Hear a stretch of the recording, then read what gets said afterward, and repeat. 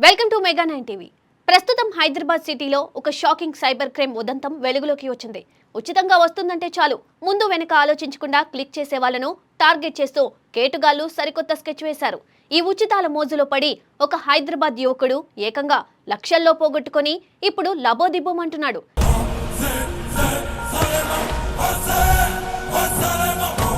అసలు ఏం జరిగిందంటే, ఈ మధ్య థియేటర్లో కొత్త సినిమాలు రిలీజ్ అవుతూ ఉండడంతో వాటిని ఎలాగైనా ఫ్రీగా చూసేయాలని సదరు యువకుడు గూగుల్లో, సోషల్ మీడియాలో తెగ వెతికేశాడు. ఈ క్రమంలోనే ఫేస్బుక్లో ఫ్రీ మూవీస్ అంటూ వచ్చిన ఒక అట్రాక్టివ్ యాడ్ను చూశాడు. ఇంకేముంది, కొత్త సినిమాల పోస్టర్లు కనిపించేసరికి నిజమేనని నమ్మి థియేటర్కి వెళ్లే 200 రూపాయల టికెట్ పైసలు మిగిల్చుకుందాం అనుకున్నాడు. ఆ యాడ్లో ఉన్న లింక్ క్లిక్ చేసి ఒక అప్లికేషన్ను తన మొబైల్లో డౌన్లోడ్ చేసుకున్నాడు.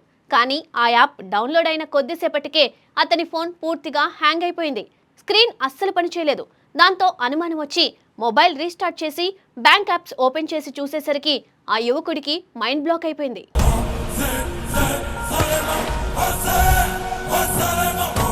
అతని అకౌంట్ నుండి ఒక్కసారిగా 80,000 రూపాయలు కట్ అయిపోయాయి. అంతటితో ఆగకుండా ఆ ఫోన్లో లింక్ అయి ఉన్న అతని తల్లి బ్యాంక్ అకౌంట్ నుండి కూడా మరో 95,000 రూపాయలు మాయం చేసేశారు. అంటే కేవలం ఒకే ఒక్క ఫేక్ యాప్ డౌన్లోడ్ చేయడం వల్ల ఆ ఫ్యామిలీ అకౌంట్ నుండి ఏకంగా 1,75,000 రూపాయలను సైబర్ నేరగాళ్లు నొక్కేశారు. ఈ కేటుగాళ్లు ఏం చేస్తున్నారంటే, కొత్త సినిమాల పోస్టర్లతో అచ్చం నిజమైన వెబ్సైట్ల లాగే కనిపించే ఫేక్ లింకులు క్రియేట్ చేస్తున్నారు. వాటి ద్వారా మొబైల్స్లోకి మాల్వేర్ అంటే డేటాను దొంగిలించే ప్రమాదకరమైన యాప్స్ను డౌన్లోడ్ చేస్తున్నారు. వన్స్ ఆ యాప్ మీ ఫోన్లోకి వచ్చిందా, మీ బ్యాంక్ పాస్వర్డ్లు, ఓటీపీలు అన్నీ వాళ్ళ చేతిలోకి వెళ్ళిపోతాయి. పాపం ఈ కుర్రాడు 200 రూపాయల టికెట్ సేవ్ చేద్దామని వెళ్ళి సైబర్ దొంగలకు ఏకంగా 1,75,000 రూపాయల డొనేషన్ ఇచ్చుకున్నట్లయింది.